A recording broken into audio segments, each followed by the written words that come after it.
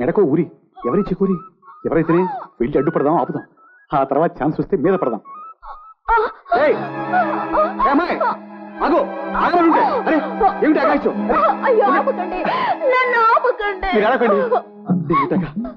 పోరార్గంలో బంగారంలా మీ ఒంట్లో అందాలు పొంగుతున్నాయి మీరు ఆత్మహత్య ఏమిటండి నాలాంటి రసికారులు బాధపడరు దూరం దూరం ఈ అందమే నా కొంప కొల్లేరు చేస్తుంది నన్ను నమ్మించి నా ప్రియుడు నా బ్రతుకు నాశనం చేసిపోయాడు కొల్లేరైందా ఎవడవాడు మా పక్కపేటలో చంటి పండని బ్యాండ్ మాస్టర్ నన్ను లవ్ చేసి ప్రేమలో మయమర్పించేశాడు జరుగుతూ సాగుతున్న ప్రేమ ఈ ఆత్మహత్య దాకా ఎందుకు వచ్చింది చంటి పండు వాళ్ళ మరదల్ని పెళ్లి చేసుకుని వెళ్ళిపోయాడు నా మనసు ముక్కలు చెక్కలు అయిపోయింది నువ్వే బాధపడద్దు ముక్కలైన నీ మనసు నాగార్జున సిమెంట్ తో చెక్కు చెదరకుండా నేను కట్టిస్తాను నిజంగానా ఇక చూసుకోండి మీ బ్రతుకు పొలంలో కష్టాల కలుపు తీస్తాను నష్టాల నారదీస్తాను అవును మీ పేరు కలమారి జుజు అంటే ముష్టి ప్రహ్లాదరావు నీ పేరు దేవి కామినీ దేవి కంచు వక్కల కామినీ దేవి అబ్బా కంచు వక్కల కామిని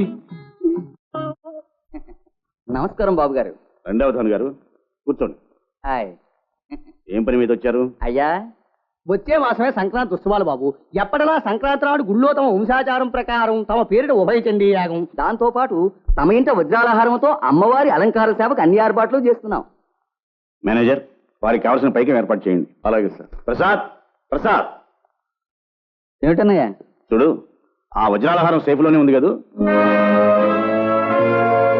దాన్ని పాలిష్ పంపించాలి వెళ్ళి తీసుకురా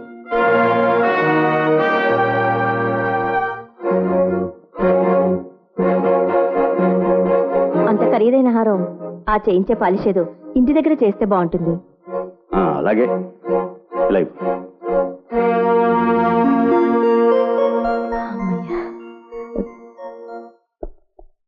ఏమిటి డాడీ కంగారుగా వస్తున్నావు నీ బెలూన్ ఏదో పట్టుమన్నట్టుందే నోరు మీద ఆ బీరువా తాళం అదెందుకు జేపీ ఉండేది 3 రోజులే కదా అన్న ధైర్యంతో మనం దొంగిలించిన వజ్రాలహారాన్ని బీరువాలో పెట్టాను ఇప్పుడు దాన్ని గడప దాటించకపోతే మనం ఉరికే ప్రమాదం వచ్చేట్టుంది ఆ తాళం తాళమేగా నా దగ్గర లేదు లేవాడి డాడీ డెంగుటాక మన తాళం ఒక్కటే ఒంటరిగా బాధపడుతుందని ప్రసాదానికి నువ్వు ఇచ్చిన తాళం గుత్తిలో దీన్ని కూడా కలిపేశాను నోరు మీద దరిద్రుడా గుడిసెలో పడ్డ ఎలుకలాగైంది మన పరిస్థితి ఇప్పుడు ఏం చేయాలి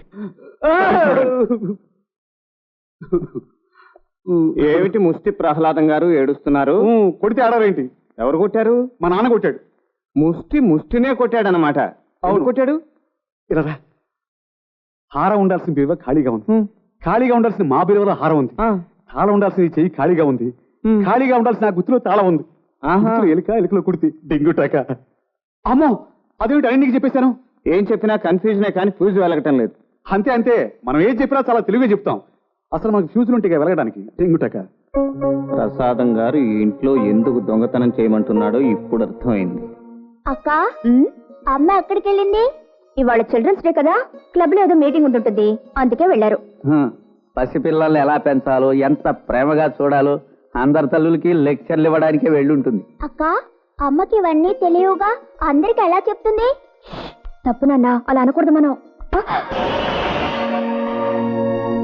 కమలా మీరు ఊరుకోండి వీడికేదో చదువు చెప్పి ఉద్ధరిస్తావని ఉద్యోగం ఇస్తే నువ్వు చేసి నిర్వాహక ఇదా అంతే అంతే ఆయాగా వచ్చిన దానికి సెక్రటరీ అని పేరు పెట్టి నెత్తికెక్కించుకుంటే కొమ్ములు రావు కమలమ్మ గారు ఏ దాన్నంటే నీకు రోషం పుట్టుకొచ్చింది అసలు మీ ఇద్దరికి ఏమిటి సంబంధం ఏమిటండి ఆ మాటలు ఏమిటా కమలా బురదలో పుట్టిన అందంగా ఉండే పువ్వే కమలం అంత మంచి పేరు పెట్టుకుని మహాలక్ష్మిలా ఉండకపోయినా కనీసం మనిషిలా ఉండు మీరు ఇలా అనబట్టే అడ్డమైన వాళ్ళకి లోపం అయిపోయాను చిచి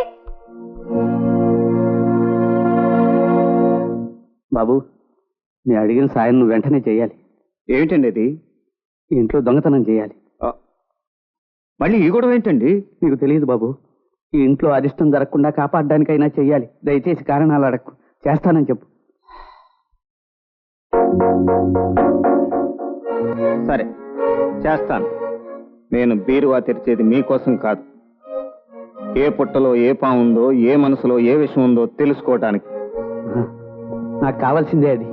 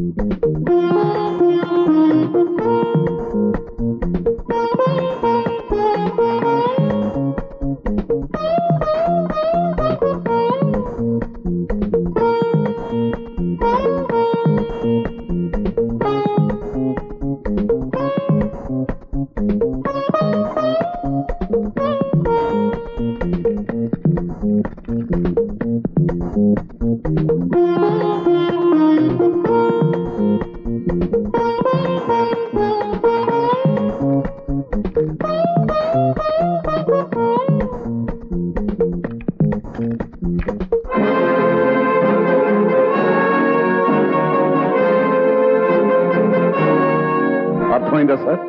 ఇది అతని నిజ స్వరూపం. సార్, నేను దొంగతనం చేయడం కోసం రాలేదు. నోర్మై, పట్టుబడ్డ ప్రతి దొంగ చెప్పే మాట ఇది. సార్, వెంటనే ఫోన్ చేసి పోలీసులు పిలిపించమంటారా? ఆ సంగతి అతన్ని అడుగు. నమ్మి ఇంట్లో స్థానం ఇచ్చినందుకు నలుగురిలో నేను తలవంచుకుని ఇలా ప్రవర్తించాడు. అతనికి శిక్ష అవసరమో కాదో అతనే తెలుసుకోవాలి. నన్ను అనుమానించకండి సార్. నేను దొంగనే.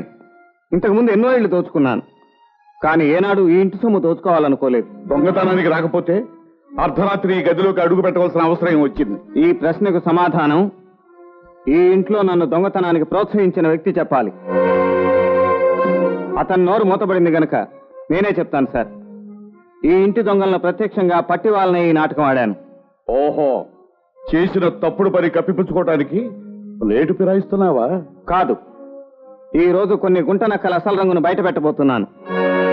మిస్టర్ సుబ్రహ్మణ్యం, నేను ఈ గదిలోకి వస్తుంటే నువ్వు చూడటం గమనించలేదనుకున్నావా? ఇంటిల పాదిని పిలిచి నేను దొంగతనం చేస్తున్నానని గోల చేస్తావని ఊహించలేదనుకున్నావా? కావాలనే నీ భాగవతం బయట పెట్టాలనే ఇంతసేపు నేను ఇక్కడ ఉన్నాను. ఇదో కొత్త కథ. అనుకున్న ప్రకారం బీరువా తెచ్చుకునుంటే ఈ పాటికి అయిపు లేకుండా చెక్కేసి ఉండేవాడివి. బ్యాంక్ లాకర్లే తెరవగలిగిన ఈ చేతులకి ఈ బీరువాలో ఒక లెక్కలోనివి కాదు సుబ్రహ్మణ్యం.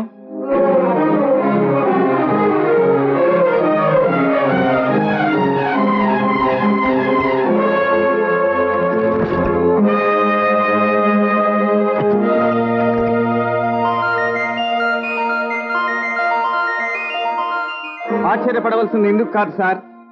తరతరాలుగా మీ వంశానికి మూలధనమైన వజ్రాల హారానికి కాళ్ళొచ్చి సుబ్రహ్మణ్యం పర్సనల్ బీరువాలోకి చేరింది.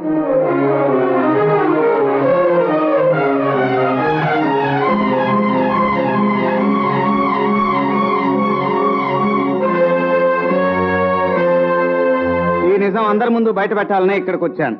దీన్ని చూసి ఆశ్చర్యపడకండి సార్. ఇది ఈ బీరువాలోకి ఎలా వచ్చిందో సుబ్రహ్మణ్యం గారిని అడగండి. What is this Subrahmanyam? పచ్చి అబద్ధం సార్, అంతా కల్పితం. షట్ మాస్టర్ సేఫ్ లో ఉండవలసిన హారం నీ పర్సనల్ బీరువాలోకి నీ ప్రమేయం లేకుండా ఎలా వచ్చింది? అది నా పర్సనల్ బీరువా ఎలా అవుతుంది సార్? ఈ ఇంట్లో మేనేజర్ గా ఎస్టేట్ ఫైల్ కోసం దాన్ని ఉపయోగిస్తుంటాను. దాన్ని మీ తమ్ముడు గారు, మీ మరదల గారు కూడా ఉపయోగిస్తుంటారు. తాళం చెవులు వాళ్ళిద్దరి దగ్గరే ఉంటాయి. బహుశా వాళ్ళిద్దరిలో ఎవరో ఒకరు తెరిచే ఉంటారు. అదే నేనెప్పుడు తెరవలేదన్నయ్య. అవును, నేనే ఆ బీరువా తెరిచి ఆ నగ అందులో ఉంచాను. నువ్వా? నీకేం అవసరం వచ్చింది? ఎందుకు చేశావు దౌర్భాగ్య పని? ఈ ఊరి దేవత మెడలో అలంకరించిన ఆ హారాన్ని ఉగాది రోజున మన ఇంట్లో దేవతకు అలంకరించి ఆ బీరువాలో పెట్టాను. ఇది తప్ప? నాకు ఆ మాత్రం స్వతంత్రం కూడా లేదా?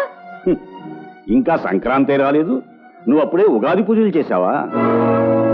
అదా, అది ఈ ఇంట్లో ఎవరిని నమ్మాలో ఎవరిని నమ్మకూడదో అర్థం కాకుండా ఉంది. సరే, వెళ్ళండి వెళ్ళండి. సార్, మీరు ఇంకా నన్ను దొంగగానే అనుమానిస్తే నాకు ఏ శిక్ష విధించినా సంతోషంగా స్వీకరిస్తాను. నో రాంబాబు, ఈవేళ నువ్వు తెరిచింది ఈ బీరువా తలుపులు కాదు, బంధువుల పేరుతో ఇంట్లో చేరిన రాబందులు కప్పుకున్న ముసుగుని. నువ్వు దొంగవి కావు, దొంగ గారివి.